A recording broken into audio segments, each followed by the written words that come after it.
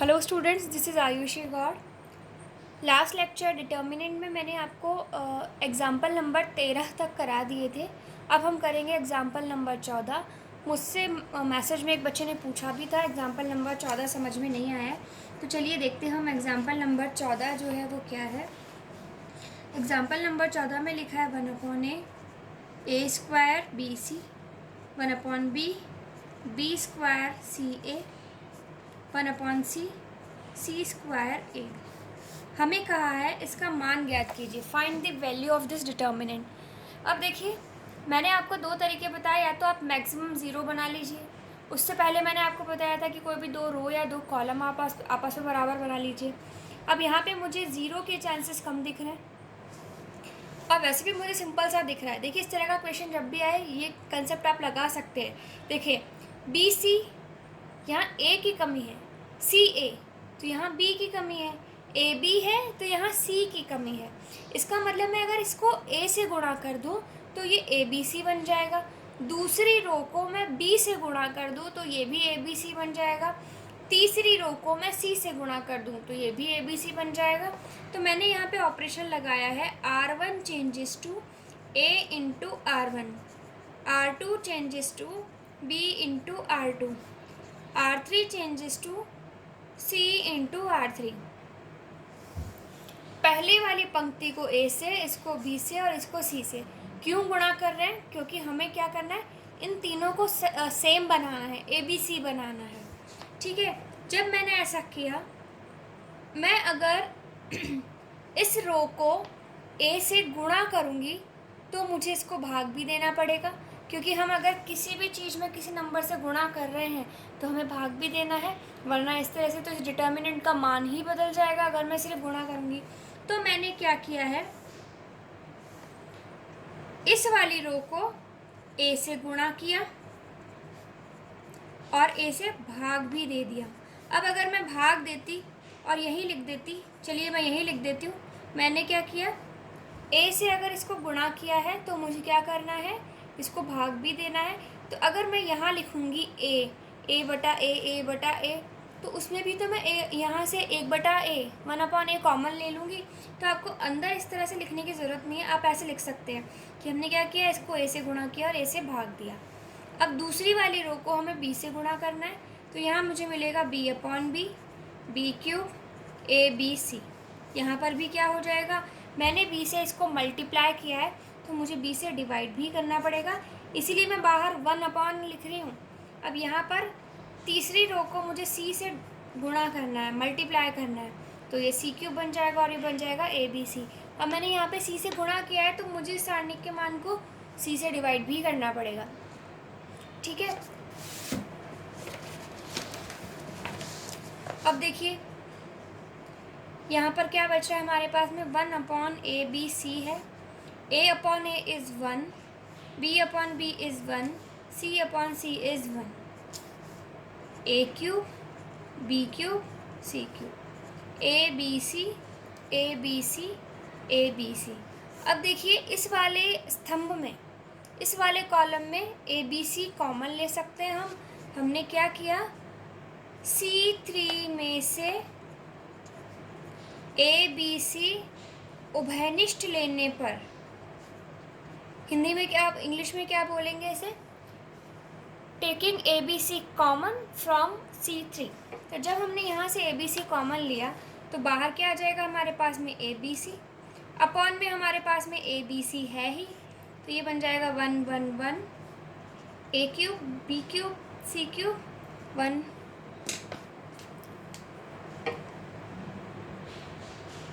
B³ C³ 1/1। ठीक है, इस ABC से ABC कट गया, और हमें पता है कि किसी भी डिटर्मिनेंट में, किसी भी सारणिक में अगर दो रो या दो कॉलम, कोई भी दो पंक्तियां अथवा दो स्तंभ आपस में बराबर होते हैं तो उसका मान क्या होता है, 0 होता है। ठीक है, आई होप बहुत ही सिंपल सा क्वेश्चन था, इसमें आपको कोई दिक्कत नहीं आई होगी। नेक्स्ट जो एग्ज़ाम्पल है हमारा, एग्ज़ाम्पल नंबर 15 है। चलिए हम स्टार्ट करते हैं। एग्ज़ाम्पल नंबर 15 में हमें क्या दिया है, देखिए एग्जाम्पल नंबर 15 में हमें बोला है सिद्ध कीजिए। ये जो क्वेश्चन है आपका प्रूव करने का है। a + b + 2c c a b + c + 2a b b c + a + 2b। और हमें क्या करना है, इसको बराबर सिद्ध करना है किसके, twice of a + b + c के क्यूब के। देखिए हर क्वेश्चन की जो छोटी सी एक ट्रिक है कि आपको क्वेश्चन कहाँ से स्टार्ट करना है वो क्वेश्चन में ही छुपी होती है। यहाँ आपको दिख रहा है कि 2 आना चाहिए और a + b + c भी आना चाहिए। आप अगर यहाँ थोड़ा सा नोटिस करें, मैं अगर इन तीनों को जोड़ूँ तो मुझे क्या मिल रहा है, a + b + 4c बन जाएगा। लेकिन मैं अगर इन तीनों को जोड़ूँगी तो मुझे क्या मिलेगा, a + a 2a, b + b 2b and 2c। इसका मतलब 2a + 2b + 2c मिलेगा और उसमें से मैं 2 कॉमन ले लूँ तो मुझे इस तरह की कोई टर्म मिल सकती है। संक्रिया हम अपनी मर्जी से नहीं लगाते हैं, हमारे क्वेश्चन की रिक्वायरमेंट पे, हमारे क्वेश्चन की ज़रूरत पे डिपेंड करता है कि हमें कौन सा ऑपरेशन लगाना है। अब यहाँ पे मैं जो ऑपरेशन लगा रही हूँ वो क्या लगा रही हूँ, c1 changes to c1 + c2 + c3। मैंने क्या किया, c1 को परिवर्तित किया किस में, c1 + c2 + c3 में। तो क्या हो जाएगा, ये c1 + c2 + c3 जब मैंने किया तो ये a + a 2a + 2b + 2c, ये बन रहा है 2a + 2b + 2c। इन तीनों को जब जोड़ेंगे तो देखो 2a b + b 2b and 2c, same चीज़ नीचे भी बन जाएगी। तो ये हमारा बन रहा है 2a + 2b + 2c, 2a + 2b + 2c। क्योंकि हमने परिवर्तन चेंज सिर्फ c1 में ही किया है, इसलिए हम c2 और c3 को एज इट इज़ लिख देंगे।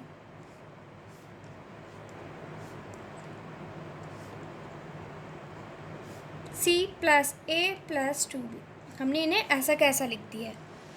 अब देखिए फिर से वही चीज़ आ गई, फर्स्ट वाले कॉलम में से प्रथम स्तंभ में से हम 2a + 2b + 2c कॉमन ले सकते हैं।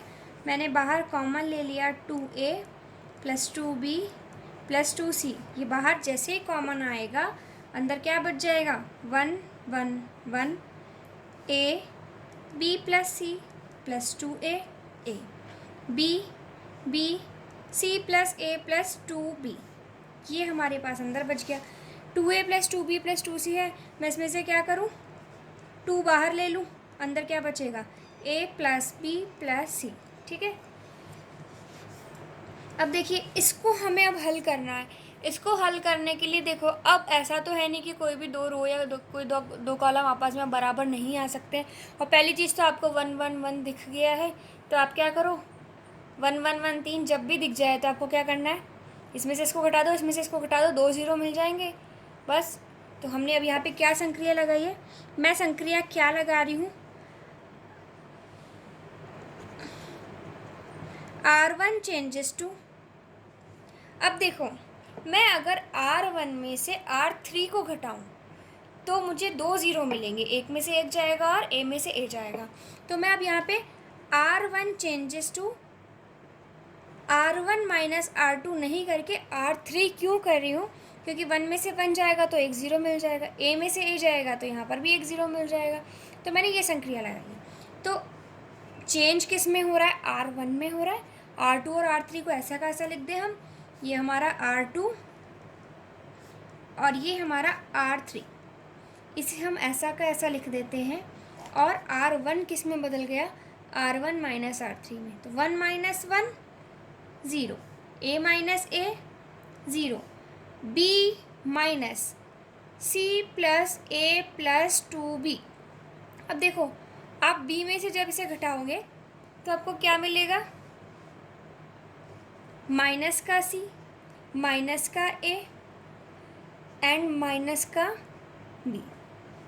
ठीक है। अब आपको क्या करना है, और ज़ीरोस कैसे लाए जा सकते हैं, देखिए अब देखिए हमें टर्म जो मिल रही है इस फॉर्म में मिल रही है। r1 में से मैंने r3 को घटाया। अब आप कैलकुलेशन पे ध्यान दें कि हमें संक्रिया किस तरह लगानी है। मुझे ये दिख रहा था कि 1 में से 1 गया तो 0, a में से a गया तो 0, लेकिन यहाँ पर मुझे जो टर्म थी ना बी, उससे भी ज़्यादा बड़ी टर्म मिल गई है। अब हम इसको उल्टा अगर सोचें कि मैं R3 में से R1 घटाती तो मुझे क्या मिलता, यहाँ एक ज़ीरो मिलता, ए में से ए जाता तो यहाँ भी एक ज़ीरो मिलता, और C प्लस ए में से 2B में से एक भी जाता तो मुझे यहाँ मिलता C प्लस ए C प्लस ए प्लस बी। और यहाँ जो ये टर्म छोटी थी वो और बढ़ गई। हालांकि आपका आंसर तो इससे भी आ जाएगा, लेकिन हमें क्या करना है, कैलकुलेशन को कम करना है, ना कि बढ़ाना है। तो इसीलिए देखिए ये संक्रिया जो मैंने लगाई है, यही दिखाने के लिए इसको इस तरह से लगाई है कि आप जब भी संक्रिया लगाते हैं तो आपका आंसर तो आ जाएगा, लेकिन इस तरह से टर्म आपकी जो है और बढ़नी नहीं चाहिए। अब देखो मुझे संक्रिया क्या लगानी चाहिए थी, मुझे संक्रिया लगानी चाहिए थी R3 चेंजेस टू। R3 को चेंज क्यों करना है, क्योंकि यहाँ पे मैं छोटी में से बड़ी संख्या घटा रही थी, मुझे क्या करना है, बड़ी में से छोटी को घटा लेना चाहिए ना। तो मैंने क्या किया, R3 में से अब R1 घटा रही हूँ। आई होप आपको रीज़न समझ आ रहा होगा। R3 में से हमने क्या किया, R1 को घटाया। जब हम R3 में से R1 को घटाएंगे तो अब हमारा क्या आ जाएगा रिज़ल्ट, ये 2A प्लस बी प्लस सी तो हमारा है ही। अब हम क्या करेंगे, चेंज किस में हो रहा है, R3 में। तो R1 और R2 को ऐसा कैसा लिख दें, ये हमारा R1 है एंड दिस इज़ R2। अब हमने क्या किया है, R3 में से R1 को घटा दिया तो 1 minus 1 zero, A minus A zero, C plus A plus 2B में से B गया तो यहाँ पे क्या बचेगा, C प्लस ए प्लस B। देखिए अब यहाँ पर भी मुझे 2 ज़ीरो मिले, यहाँ पे भी 2 ज़ीरो मिले, लेकिन हुआ क्या, थोड़ी सी कैलकुलेशन ईजी हो जाएगी और हमें एक फ़ायदा और ये भी मिलेगा कि B में से B को भी हम घटा सकते हैं बाद में। अब देखिए अब मैंने क्या किया है, B में से B घट जाए, 1 में से 1 घट जाए तो भी मुझे ज़ीरोज़ मिल जाएंगे, मैक्सिमम ज़ीरोज़ चाहिए होते हैं हमें। अब मैं R1 में से R2 को ना घटा के R2 में से R1 को क्यों घटाऊंगी, क्योंकि फिर से वही चीज़ है। देखिए A में से जब आप इतनी बड़ी टर्म को घटाएंगे तो आपको यहाँ पे फिर से बड़ा सा नंबर मिल जाएगा, लेकिन आप इसमें से इसको घटाएंगे तो आपकी क्वांटिटीज़ जो हैं और रिड्यूस और कम हो जाएंगी। तो मैंने संक्रिया क्या लगाई है, R2 changes to R2 minus R1। R2 को हम परिवर्तित कर रहे हैं किस में, R2 माइनस R1 में। ओके, अब ये संक्रिया जब मैंने लगा दी तो मुझे क्या मिलेगा, 2A प्लस बी प्लस सी, परिवर्तन चेंज किस में हो रहा है, R2 में।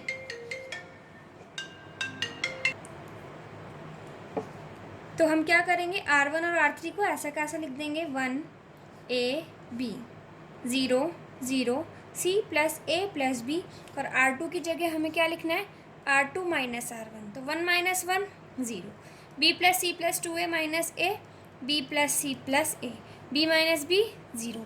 और मैंने आपको क्या बताया था कि जैसे ही आपको एक लाइन में, मतलब एक रो या एक कॉलम में आपको 2 ज़ीरो दिख जाए और तो आप क्या करो, प्रसार कर दो, उसका एक्सपेंशन कर दो। तो अब हम एक्सपेंशन करेंगे किसका, मैं पिछला वाला स्टेप यहाँ पे फिर से लिख रही हूँ, क्योंकि हमें क्वेश्चन में ये तो दिया ही नहीं है कि बिना प्रसार किए सिद्ध कीजिए। तो इस तरह के क्वेश्चन जब भी सिद्ध करने वाले आते हैं तो आपको जैसे ही किसी एक रो में या कॉलम में 2 ज़ीरो मिल जाते हैं तो आप फटाफट से आंसर इसका निकाल सकते हैं और वो आंसर भी इजीली आ जाएगा। यहाँ पर हमें इजीली बहुत सारे ज़ीरोज़ मिल रहे थे तो हमने निकाल लिए। अगर हमारा आसानी से ये ज़ीरोज़ नहीं आ रहे होते तो हम सिर्फ 2 ज़ीरो मिलने पे एक्सपेंड कर देते थे। तो 2A प्लस बी प्लस सी मैंने क्या किया है, C1 के सापेक्ष प्रसार करने पर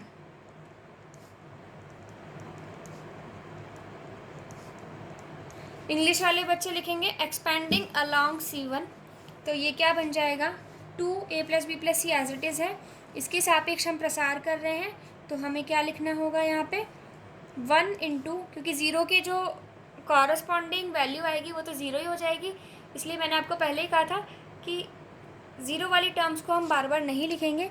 अब इस 1 के कॉरस्पॉन्डिंग रो और कॉलम को जब मैंने हटा दिया तो मुझे यहाँ पे क्या मिलेगा, B प्लस सी प्लस ए 0 0 C प्लस ए प्लस बी। ठीक है, तो 2A प्लस बी प्लस सी, ये गुणा ये गुणा माइनस ये गुणा, तो ये मिलेगा आपको B प्लस सी प्लस ए का स्क्वायर माइनस 0, और b प्लस ए का स्क्वायर का मतलब क्या है, a प्लस बी प्लस सी, और यहाँ पे भी a प्लस बी प्लस सी का स्क्वायर। तो अपना आंसर क्या आ गया, 2a प्लस बी प्लस सी का क्यूब। और यही हमें क्या करना था, सिद्ध करना था। देखिए ठीक है, तो क्वेश्चन जैसे जैसे आप करेंगे आपको प्रैक्टिस से और अच्छे से आते जाएंगे कि कहाँ पे क्या हमें संक्रिया लगानी है, कौन सा ऑपरेशन हमें यूज़ करना है। इसके बाद में जो नेक्स्ट क्वेश्चन है हमारा एग्जाम्पल नंबर 16 है। एग्जाम्पल नंबर 16, 17, 18,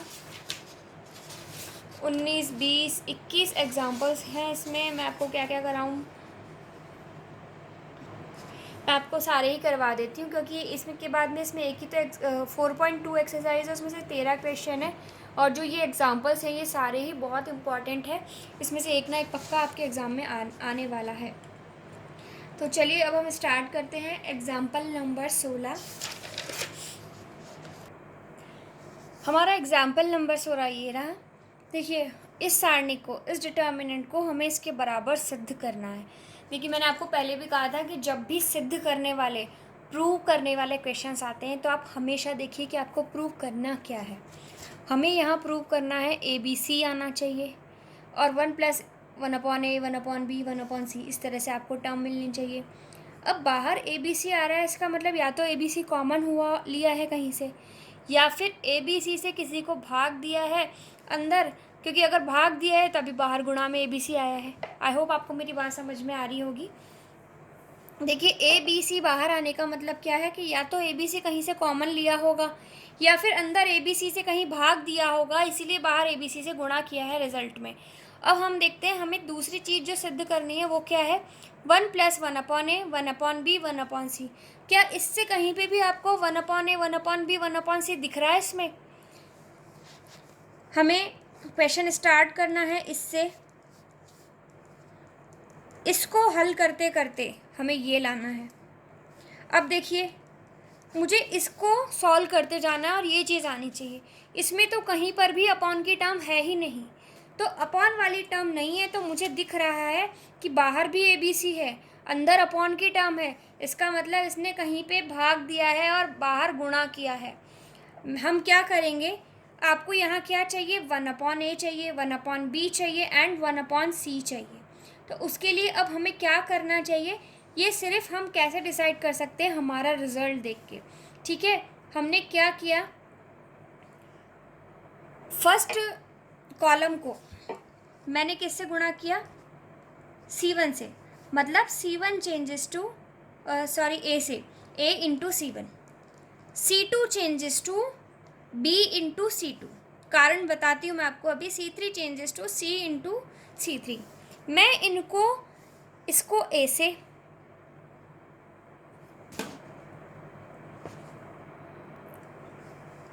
1/a से, मैंने उल्टा बोल दिया, 1/a, 1/b, 1/c, क्योंकि मुझे यहाँ क्या चाहिए, 1/a, 1/b, 1/c चाहिए। मैंने क्या किया, C1 को 1/a से गुणा कर दिया, C2 को 1/b से और C3 को 1/c से गुणा कर दिया। अगर मैं इसको 1/a से गुणा कर रही हूँ, मतलब A से भाग दे रही हूँ, तो मुझे बाहर A से गुणा करना पड़ेगा। अगर मैं C2 को B से भाग दे रही हूँ तो मुझे बाहर B से गुणा करना पड़ेगा। मैं अगर C3 को 1/c का मतलब क्या है, C से भाग ही तो दे रही हूँ, तो मुझे बाहर C से गुणा भी करना पड़ेगा। तो A, B, C बाहर आएंगे। क्यों आएंगे, क्योंकि हमने प्रथम स्तंभ को A से भाग दिया है, दूसरे स्तंभ को B से भाग दिया है और तीसरे स्तंभ को देखो 1/c मतलब C से भाग दिया है। तो ABC बाहर आ गया। अब मैंने क्या किया है, 1/a, फर्स्ट कॉलम को मैंने भाग दिया है A से, तो ये बनेगा 1/a, 1/a। इसको मैंने भाग दिया है B से, तो यहाँ मेरा बनेगा 1/b, 1+b/b, 1/b, 1/c, 1/c, 1+c/c, क्योंकि मैंने तीसरे कॉलम को किससे भाग दिया है, 1/c से, C से भाग दिया है। ABC, इसको हल करेंगे तो क्या मिलेगा मुझे, 1/a + 1। मैंने इसको A के और 1 के साथ में सेपरेट कर दिया। 1/a ऐसा कैसा आ जाएगा, 1/a यहाँ पे भी ऐसा कैसा आ जाएगा। इसके बाद में क्या मिलेगा हमें, देखिए 1/b यहाँ ऐसा कैसा लिख दें हम, फिर इस B को भी सेपरेट कर दें तो 1/b + 1। यहाँ पे बचा 1/b, ये 1/c, 1/c, 1/c प्लस 1। अब देखिए हमें यहाँ क्या चाहिए, 1 + 1/a, 1/b, 1/c। अब देखो मैं अगर इन तीनों को जोड़ दूँ तो मुझे 1 + 1/a, 1/b, 1/c मिल जाएगा। यहाँ पे भी मिल रहा है, यहाँ पे भी मिल रहा है। तो अब मैं संक्रिया क्यों लगा रही हूँ, मैंने देखा कि मुझे प्रूव क्या करना है, सिद्ध क्या करना है, उसके हिसाब से मैंने संक्रिया लगाई C1 changes to C1 + C2 + C3, कि मैं इन तीनों को जोड़ रही हूँ। तो ये संक्रिया लगाने के बाद में परिवर्तन किस में हो रहा है, चेंज हो रहा है सिर्फ C1 में, तो C1 चेंज होगा, बाकी सब तो ऐसे कैसे रह जाएंगे। तो C2 और C3 को हमने क्या किया, ऐसा का ऐसा लिख दिया। तो ये क्या बनेगा, यहाँ पर देखो इन तीनों को हमने जोड़ा तो बन रहा है 1 + 1/a + 1/b + 1/c। इन तीनों को जोड़ा तो 1 + 1/a, 1/b + 1/c। इन तीनों को जोड़ा 1 + 1/a, 1/b एंड 1/c। अब आप देख रहे हैं फर्स्ट वाले कॉलम में ये सब में टर्म जो है सेम आ गई है, तो इस पूरे कॉलम में से मैं 1 + 1/a + 1/b + 1/c बाहर कॉमन ले सकती हूँ। तो मैं नेक्स्ट स्टेप में से लिख रही हूँ ABC, और मैंने क्या किया, क्या कॉमन लिया था, 1 + 1/a + 1/b + 1/c। कॉमन लेने के बाद मेरे पास ब्रैकेट में क्या बच रहा है, 1 1 1 1/b, 1/b + 1, 1/b, ठीक है, 1/c, 1/c, 1/c + 1। अब ये बच रहा है मेरे पास में। देखो हमें सिद्ध क्या करना है, ये सिद्ध करना है। ये टर्म हमारे पास में आ गई है, इसका मतलब क्या हो गया कि ये जो सारणिक है हम इसको हल करेंगे तो इसका मान डेफिनेटली 1 ही आना चाहिए, क्योंकि जो हमें चाहिए वो तो हमें मिल ही गया है, ये एक्स्ट्रा है तो इसकी वैल्यू 1 होगी, तभी तो हमारा आंसर इसका यही आएगा। ये आंसर कब बनेगा, जब इस डिटर्मिनेंट की वैल्यू क्या होगी, 1 होगी। अब इसको हमें सॉल्व करके तो दिखाना पड़ेगा, हमें पता है इसकी वैल्यू 1 है, लेकिन हमें सॉल्व करके तो दिखाना पड़ेगा। तो चलिए इसे सॉल्व करते हैं, और सॉल्व करने के लिए मैंने आपको सबसे आसान तरीका बताया है, मैक्सिमम ज़ीरो बनाना है आपको। मैक्सिमम ज़ीरो कैसे बनाएंगे हम, देखिए इसमें से इसको अगर मैं सब्सट्रैक्ट कर दूँ तो मुझे क्या मिलेगा, R2 में से मैंने R1 को घटा दिया तो 0 1 0, और अब हम दो संक्रियाएं साथ लगाएंगे, इसमें से मैं इसको घटा रही हूँ, ठीक है। तो मैं संक्रिया क्या लगा रही हूँ, R2 changes to R2 - R1 और R3 changes to R3 - R1। ये दो संक्रिया लगाई है मैंने। संक्रिया कैसे लगेगी, अब चेंज किस में हो रहा है, R2 में, और किस में हो रहा है, R3 में। तो चेंज किस में नहीं हो रहा है, सिर्फ R1 में। तो आप R1 को ऐसा का ऐसा लिख दें, ठीक है। अब R2 में जो परिवर्तन हो रहा है वो क्या है कि R2 में से R1 को माइनस करो, तो R2 में से R1 को माइनस करा तो 0, 1/b + 1 में से 1/b घटाया तो 1 मिलेगा, 1/c में से 1/c गया तो यहाँ आपको 0 मिलेगा। अब R3 में क्या चेंज हो रहा है कि R3 में से R1 को घटाओ, तो R3 में से R1 को घटाओ, 1 - 1 0, 1/b - 1/b 0, 1/c + 1 - 1/c is 1। अब आपको देखो इस वाले कॉलम में 2 0 मिल गए, तो बस इसके अलॉन्ग एक्सपेंड कर दो। जब हम इसके अलॉन्ग एक्सपेंड करेंगे तो हमें क्या मिलेगा, देखो 1 × इसके संगत रो और कॉलम को जब छुपा दिया तो मिल रहा है 1 0 0 1। उसके बाद में इसके संगत कुछ भी होगा तो वो 0 हो जाएगा, इसके संगत भी कुछ होगा तो 0 हो जाएगा। आप इसे डायरेक्ट यूँ लिख दीजिए, -0 + 0, क्योंकि साइन कैसे चलते हैं, ऑल्टरनेट चलते हैं, प्लस माइनस प्लस। अब आपका आंसर आ गया है ABC, 1 + 1/a + 1/b + 1/c और 1 - 0। ये क्या बन रहा है आपका, 1 - 0। तो वो एक में से 0 जाएगा तो एक ही तो बचेगा, 1 × 1 1। तो आपका आंसर वही आ गया है जो आपको सिद्ध करना था, ठीक है। आई होप आप सभी को समझ में आया है। हमारा मेन टारगेट यही रहता है कि हमें सिर्फ मैक्सिमम ज़ीरोज़ बनाने होते हैं। इसके बाद में एग्जाम्पल नंबर 17 जो है वो एक अलग तो नहीं है, लेकिन हाँ ऐसा पैटर्न का क्वेश्चन है कि अगर इस तरह का कोई क्वेश्चन आएगा तो आप उसे देखते ही तुरंत पहचान लोगे कि अच्छा इसमें तो यही करना है। एग्जाम्पल नंबर जो आपका 17 है, देखते हैं हम इसे बुक में ही। देखिए अब ये जो क्वेश्चन है आपका वो फिर से ऐसा ही है, x plus A B C C. देखिए अगर आपको इस तरह से टर्म्स दे रखी हैं कि आप तीनों रो या तीनों कॉलम को जोड़ो तो सेम चीज़ मिले, जैसे कि आप x प्लस ए प्लस बी प्लस सी, तो आपको यहाँ पे भी x प्लस ए प्लस बी प्लस सी मिल रहा है, यहाँ पर भी सेम, यहाँ पर भी सेम मिल रहा है। तो इस तरह के क्वेश्चन में आपको हमेशा यही वाली संक्रिया लगानी है, C1 plus C2 plus C3 लगा दो, या फिर R1 changes to R1 plus R2 plus R3 लगा दो, क्योंकि आप इन तीनों को जोड़ोगे ना तो भी आपको यही मिलेगा। ठीक है,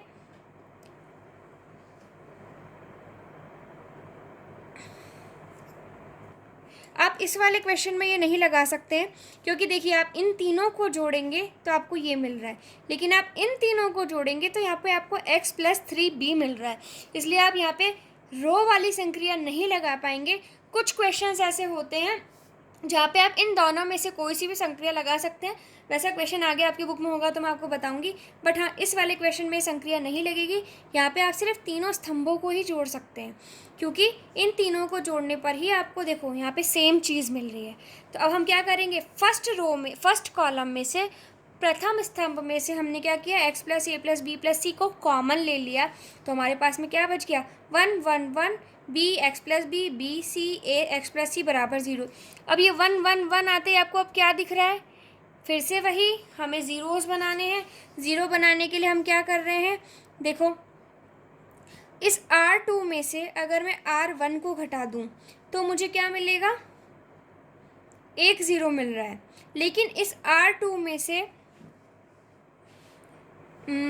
ठीक है, हम अगर इसमें से इसको घटा दें तो हमें एक ज़ीरो मिल जाएगा, आप इसमें से इसको घटा दें तो आपको दो ज़ीरो मिल जाएंगे। देखो अगर आप R1 में से R3 को घटाओगे तो 1 में से 1 गया ज़ीरो, B में से B गया ज़ीरो, आपको दो ज़ीरो मिल जाएंगे। आप ये वाली संक्रिया भी लगा सकते हैं जो इसने बोली है, और आप अपने दिमाग से भी इसको कर सकते हैं। देखो अगर मैं इसमें से इसको घटाऊं तो 1 माइनस 1 एक ज़ीरो मिल गया, 1 माइनस 1 एक ज़ीरो मिल गया। अब x प्लस सी में से c चला जाएगा तो x मिल जाएगा, तो इस तरह से आपको एक ज़ीरो मिल जाएगा। इसके आगे का क्वेश्चन मुझे नहीं लगता कि मुझे कुछ बताना चाहिए, बहुत ही सिंपल सा क्वेश्चन है, आप इसे बहुत ज़्यादा आसानी से कर लेंगे क्योंकि इतने इंटेलिजेंट तो आप हैं, और कोशिश कीजिएगा, मेरे हिसाब से आ जाएगा आपको। इसके बाद में एग्ज़ाम्पल नंबर 18 है जो कि थोड़ा सा लंबा है। एग्ज़ाम्पल नंबर 18 जो क्वेश्चन है, ऐसा क्वेश्चन हम पहले भी एक कर चुके हैं, फिर भी चलिए एग्ज़ाम्पल नंबर 18 मैं आपको करवाऊंगी, बट लास्ट में करवाऊंगी क्योंकि थोड़ा सा लंबा सा क्वेश्चन है। इससे पहले हम करेंगे एग्ज़ाम्पल नंबर 19, 20 एंड 21। 19, 20, 21 करने के बाद में हम एग्ज़ाम्पल नंबर 18 करेंगे। ये जो बचे हुए 4 क्वेश्चन हैं ये हम करेंगे नेक्स्ट लेक्चर में। तब तक के लिए आप इनकी प्रैक्टिस कीजिए, और मैंने आपको एक्सरसाइज में 1 से लेकर 5 तक के क्वेश्चंस करने के लिए कहा था, बस किसी का भी रिस्पांस नहीं है कि आपको आया है या नहीं आया है। अब आपको नेक्स्ट होमवर्क मिल रहा है 6, 7, 8, 9, 10। आपको 10 तक के एक्सरसाइज 4.2 के क्वेश्चंस करने, फिर हमारा चैप्टर भी ख़त्म हो जाएगा ये। तो आप लोग अपना होमवर्क कंप्लीट कीजिए। तब तक के लिए थैंक यू स्टूडेंट्स।